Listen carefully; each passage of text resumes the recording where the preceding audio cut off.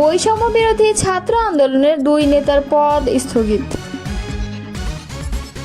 গণ অভ্যুত্থানে আপোষ করিনি, ভবিষ্যতেও করব না, এমনটাই বললেন নাহিদ।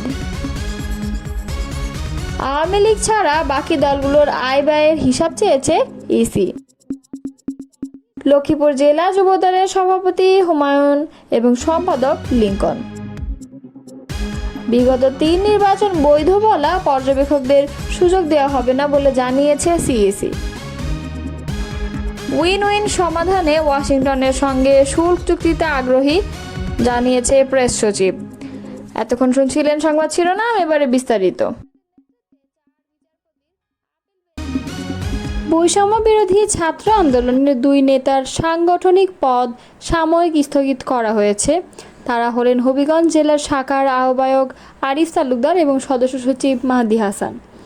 সংগঠনের নীতিমালা ও শৃঙ্খলা পরিপন্থী কার্যকলাপে জড়িত থাকার অভিযোগে তাদের বিরুদ্ধে এই সিদ্ধান্ত নেওয়া হয়েছে।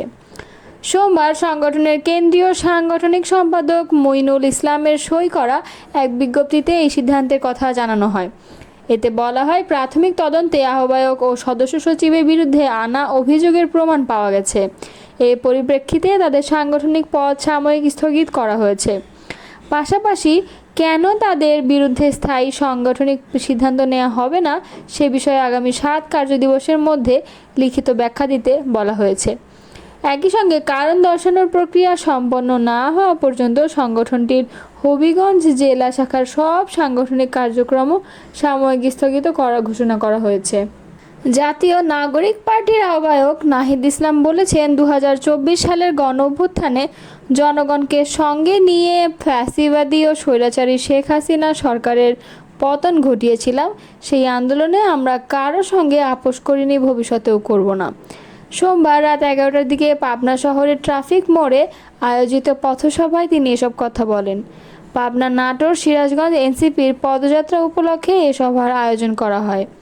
নাহিদ ইসলাম বলেন, দেশের স্বার্থে আসুন ঐক্যবদ্ধ হই, দেশের উন্নয়ন সংশ্লিষ্ট বিষয়ে আমরা কোনো আপোষ করব না। জনগণকে সঙ্গে নিয়ে রাজপথে থাকব যৌক্তিক দাবি আদায় না হওয়া পর্যন্ত। গণ অভ্যুত্থানে শহীদদের স্মরণ করে এনসিপির আহ্বায়ক বলেন, আমরা ভাই বোনের শহীদদের রক্ত যতক্ষণ পর্যন্ত না শুকাচ্ছে ততক্ষণ পর্যন্ত আমরা কোনো মিটিংয়ে যাব না। তাদের শহীদি মর্যাদা এবং সাংবিধানিক স্বীকৃতি থাকতে হবে। এজন্য প্রয়োজনে জুলাই সনদ, এই দাবিতে আমরা অনড় অবস্থান। তিনি বলেন, এই পাবনা উত্তরবঙ্গের অন্যতম জেলা। এখানে 24-এর গণ অভ্যুত্থানে ছাত্র, শিক্ষক ও সাধারণ মানুষ ঐক্যবদ্ধভাবে ফ্যাসিবাদকে প্রতিহত করেছিল। এই দুঃসময়ে পাবনাবাসী তথা দেশবাসী জানে, আমি পাবনাবাসীকে বলতে চাই, দেশের পরিবর্তনে আপনারা যে ভূমিকা নিয়েছিলেন, দেশের উন্নয়নের মাধ্যমে আপনাদের সেটা বুঝিয়ে দেওয়া হবে। কোনো ষড়যন্ত্রকারীকে ছাড় দেওয়া হবে না। এনসিপির আহ্বায়ক বলেন, স্বৈরাচারীর দোসরদের পাশবিকতার চরম পর্যায়ে আপনার সন্তানের রক্তে রঞ্জিত হয়েছে। সেই রক্ত যেন বৃথা না যায় সেদিকে খেয়াল রাখতে হবে। সভায় অন্যদের মাঝে উপস্থিত ছিলেন উত্তরাঞ্চলের মুখ্য সংগঠক সার্জিস আলম, দক্ষিণাঞ্চলের মুখ্য সংগঠক হাসনাত আবদুল্লাহ, সিনিয়র যুগ্ম আহ্বায়ক সামান্তা শারমিন এবং ডাক্তার তাসনিম চারা, নাসির উদ্দিন পাটোয়ারি, আব্দুর মান্নাফ সহ কেন্দ্রীয় স্থানীয় নেতাকর্মীরা। পথসভা শেষে নেতাকর্মীরা কুষ্টিয়ার রাতে যাপন করেন। মঙ্গলবার কুষ্টিয়া সহ অন্যান্য জায়গায় সভা করবেন বলে এনসিপির মিডিয়া সেল সূত্র জানা গেছে। প্রধান নির্বাচন কমিশনার এএমএম নাসির উদ্দিন জানিয়েছেন, বিগত 3 নির্বাচন বৈধ বলা বিদেশি পর্যবেক্ষকদের আসন্ন সংসদ নির্বাচন পর্যবেক্ষণের সুযোগ দেওয়া হবে না।